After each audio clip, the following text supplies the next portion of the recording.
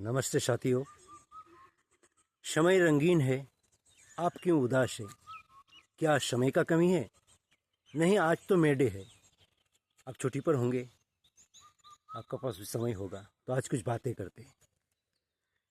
तो मैं बातें करूंगा पुराने दिनों का, जब मैं आर्मी में रहा करता था।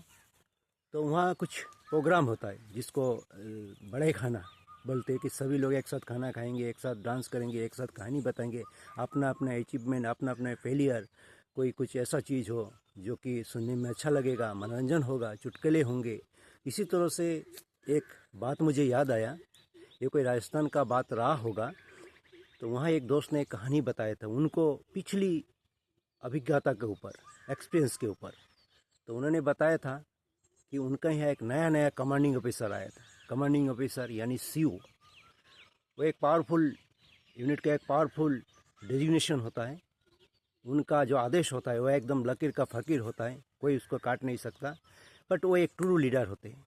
तो उनको पता होता है कि साइकोलॉजिकली और रिलीजियसली और एडमिनिस्ट्रेटिवली कैसे हैंडलिंग करना है।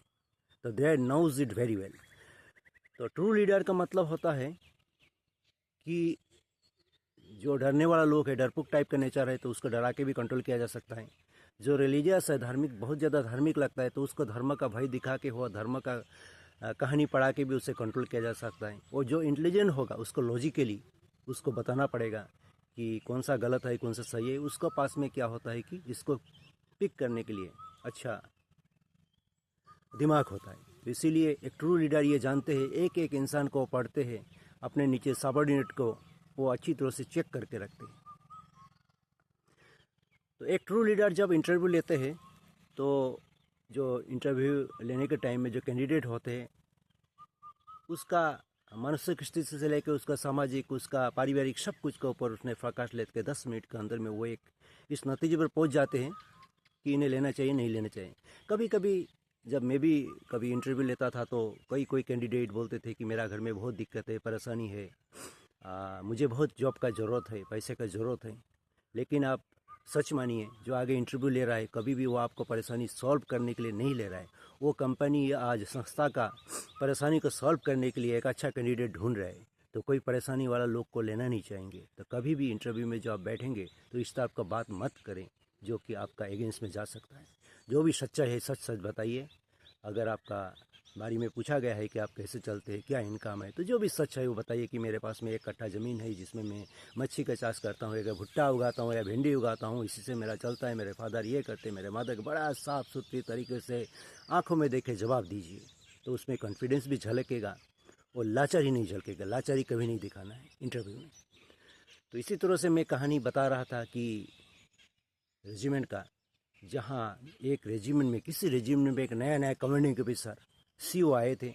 उसने दौरा किया, तो उन्हें ये फीडबैक मिला कि वहाँ का जवान जो है वो थोड़ा सा ज़्यादा, कुछ लोग थोड़ा सा ज़्यादा ड्रिंक्स करते हैं। रात होते ही उन्हें अपना एक मुसावरा शुरू कर देते हैं, ड्रिंक्स पीकर थोड़ा सा हल्ला गुल्ला भी कर लेते हैं। लेकिन सच माने तो मैंने ये पर्सनली देखा हूँ मेरा आर्मी करियर में, कि जो ड्रिंक्स करते हैं ना, वो काफ़ी डिसिप्लिन भी होते हैं।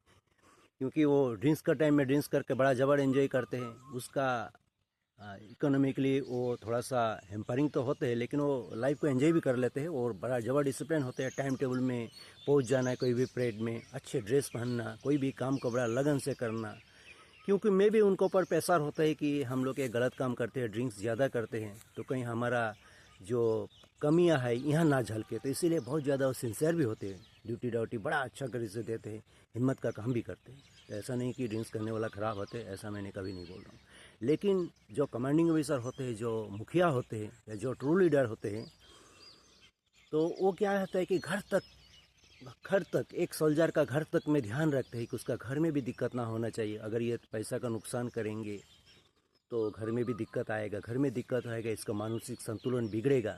मानसिक संतुलन बिगड़ेगा तो देश के लिए वो क्या काम करेगा? कल लड़ाई होगा या कोई बॉर्डर में जाने पड़ेगा तो इसका दिमाग की हालत बिगड़ सकता है। इसीलिए इस चीज़ को ध्यान में रखते हुए उन सब सोल्जर को इकट्ठा करके बहुत सारे तरह का पाबंदी भी लगा देते हैं, क्योंकि तुमने दारू पिए हो, तुम्हारे लिए फिजिकल एक्टिविटी करना पड़ेगा। फिजिकल एक्टिविटी क्या हो सकता है, उसको बैग में पत्थर डाल के भगा दो, थोड़ा सा परेशान करो। अगर डरपोक होगा तो मान जाएगा।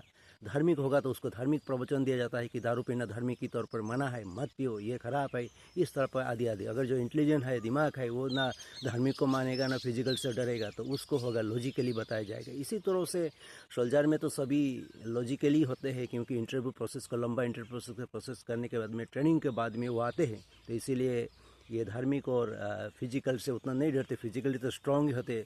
5 किलो पत्थर बोलोगे तो वो 10 किलो पत्थर उठा के भाग जाएगा, तो उससे भी कंट्रोल नहीं होगा। जिसको पीना है वो पिएगा।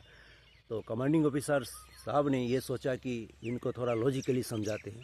उन्होंने अपना सबऑर्डिनेट ऑफिसर को बोला कि एक गधे वाला का बंदोबस्त करो, यानी एक गधे लेकर आएगा। तो बाज़ार में ढूंढा गया गधे वाला कौन है, तो एक गधे लेकर आया गया। सभी परेशान, ये गधे क्यों आया। तो उन्होंने जो सभी को असम्बल किया और 2 गमला मंगाए। 2 गमला में पानी रखा गया है, एक लेफ्ट साइड में, एक राइट साइड में। इसके बाद में वो गधे वाले के बोला तुम्हारा गधे को छोड़ दो। जो गमले था उसमें एक में दारू भर दिया, ओल्ड मग पूरा भर दिया, और एक में 2-4 बोतल खोल के उसमें ओल्ड मग भर दिया, एक में पानी भर दिए। इसके बाद में दारू पर पीने वाला टीम को अलग करके रखे। उनमें करीब 50-60 जवान थे, मूछे वाला, आँख भी लाल लाल थे उनका। तो उसके बाद में वो गधे को छोड़ दिया गया। गधे वाला के बोला तुम थोड़ा दूर में हट जाओ। तो गधे सूंघते सूंघते वो दारू में पहुंच गया, और दारू को जब सूंघा, पीने को शुरू किया, तो वो पीछे हट जाता है, एकदम पीछे हटता है और पीछे मुड़ जाता है। पीछे मुड़ने से वो पानी की तरह मुँह हो जाता है। पानी वाला गमले को सूंघा, तब तक उसका पिछली टांग ला के दारू वाला गमला गिर जाता है। इसके बाद में गधा पानी अच्छी तरह से पूरे के पूरे पानी चढ़ गया, पी गया। तो पानी पूरा पी गया। तो कमांडिंग ऑफिसर वहाँ इशारा करते हुए वो दारू पीने वाला जवानों से पूछा, आपने क्या सोचा। किसी को कुछ समझ में आते, एक जवान हाथ उठा लेते हैं, तो बताओ सभी को बताओ क्या सोचा। ये लगता उन्होंने सोचा कि जवान इंटेलिजेंट होगा, इसने समझ गया मैं क्या मैसेज देना चाहता हूँ।